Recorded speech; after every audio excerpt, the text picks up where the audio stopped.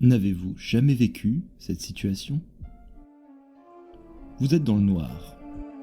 Traversant le salon, vous vous dirigez vers la salle de bain. Vous vous retrouvez face à une ombre ou une silhouette.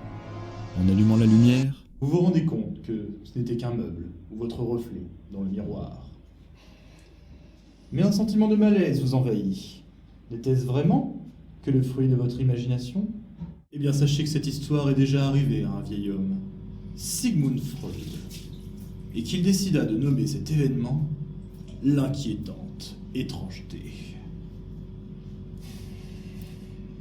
Il est 4 heures du matin. Il existe une théorie au-delà de ce qui est connu de l'homme. C'est une théorie aussi vaste que l'univers et aussi éternelle que l'infini. Elle est à la croisée de l'ombre et de la lumière, de la science et de la superstition. Elle est le point de rencontre des ténèbres créées par les peurs ancestrales de l'homme et de la lumière de son savoir. C'est la dimension de l'imagination, un domaine que nous avons baptisé The Inquiétante Zone.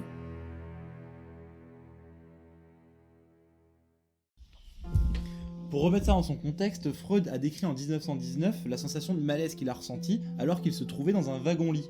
Pour faire simple, à un moment la porte de son wagon-lit s'est ouverte et il a vu un vieil homme dans son compartiment, ce qui l'a beaucoup angoissé. Et du coup, en fait il s'est rendu compte après quelques secondes que ce vieil homme n'était que son propre reflet dans le miroir de la porte.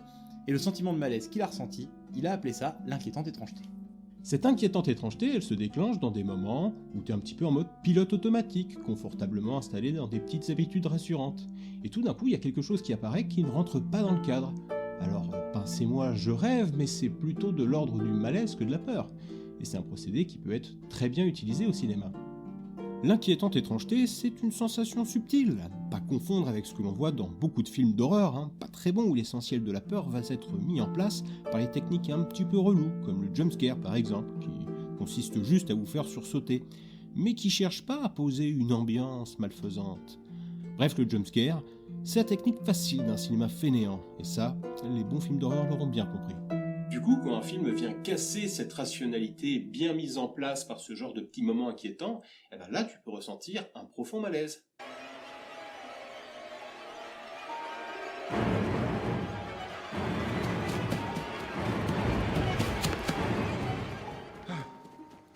Dans cette excellente scène du film Get Out, il y a justement quelque chose qu'on peut ressentir de l'ordre de l'effrayant. Parce que on est quand même dans une scène qui se rapproche pas mal de quelque chose d'assez normal, d'assez humain. Mais il y a quand même un je ne sais quoi qui colle pas. Là par exemple, on voit un type qui court sur le personnage principal en pleine nuit, alors qu'en fait finalement il s'avère juste être un type qui fait un simple jogging. Une autre figure emblématique de l'inquiétante étrangeté, c'est le Slender Man. C'est une créature qui ressemble à un homme, mais qui se différencie de nous par le fait qu'il ait des jambes et les bras allongés, et qu'il n'a pas de visage. Mais quand on le voit de loin, on met un peu de temps à se rendre compte que quelque chose cloche chez lui, et qu'on n'est pas du tout face à du connu. La sensation d'inquiétante étrangeté se produit précisément à l'instant où l'on s'en rend compte. Si le personnage du Slender Man vous intéresse, on vous conseille très fortement d'aller voir la vidéo du Fossoyeur de film à ce sujet, le lien sera dans la description de la vidéo. L'inverse peut fonctionner aussi. Quand par exemple dans un monde d'heroic fantasy très éloigné de la réalité, quelque chose débarque qui au contraire là peut vous sembler très familier, et là vous pouvez être surpris. Là ça peut être angoissant.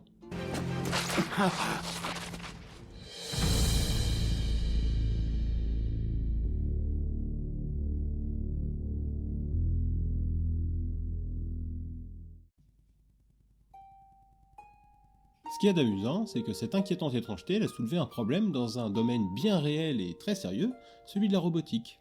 Ben oui, parce qu'imaginons qu'on crée par exemple un robot qui ressemble trait pour trait à un humain.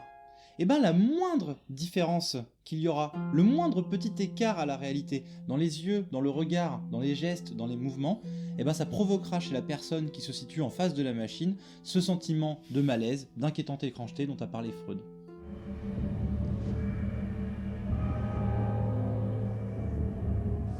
Et quand vous essayez de vendre des robots avec pour principal argument leur ressemblance avec l'humain, ça pose un petit problème comme qui dirait marketing. Et ce problème, des gens, pour pouvoir le résoudre, ont repris le concept freudien d'inquiétante étrangeté. Pour la petite histoire, Masahiro Mori, un roboticien japonais, a décrit dans les années 70 ce qu'il a appelé The Uncanny Valley. Donc en français ça a été traduit par vallée de l'étrange, mais la traduction exacte aurait dû être la vallée de l'inquiétante étrangeté.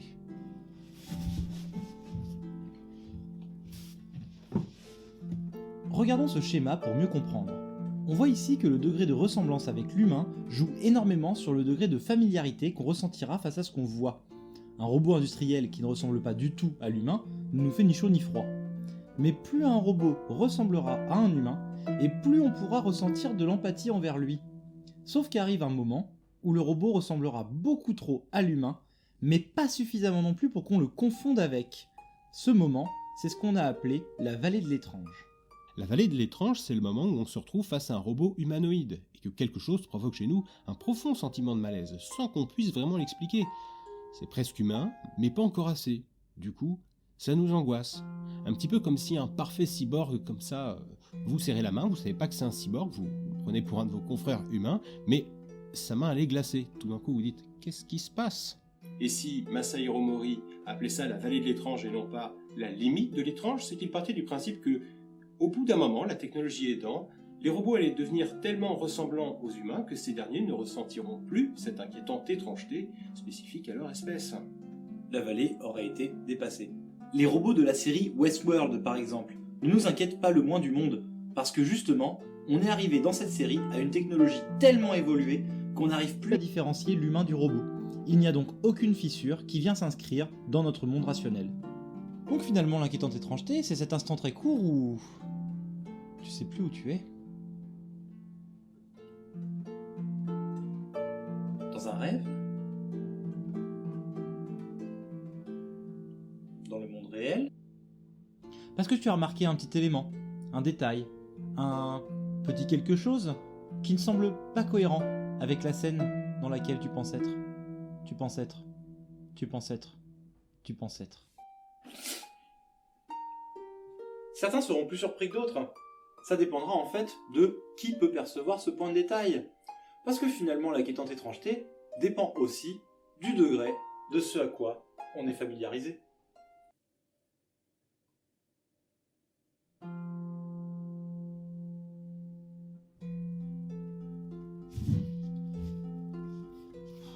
Et dans ces moments-là, pour te rassurer, tu vas essayer de trouver une explication rationnelle à tout ça, une logique normale. Mais justement, comme cette logique normale, elle est momentanément mise en suspens, laissée hors jeu, bah, ce qui va t'aider pour ton interprétation, c'est justement les angoisses qui te sont très spécifiques. Allez viens, on va détruire l'espèce humaine. Grave. Oh mon Dieu, c'est trop bizarre, c'est trop bizarre. Peu importe ce que tu y vois à ce moment précis, mais dans tous les cas, il y a quand même un fort relent de retour du refoulé, vous trouvez pas?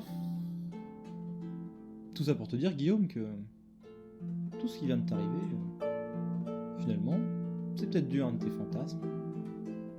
Ou qui sait, peut-être à une très forte angoisse d'abandon. Il n'est pas encore prêt.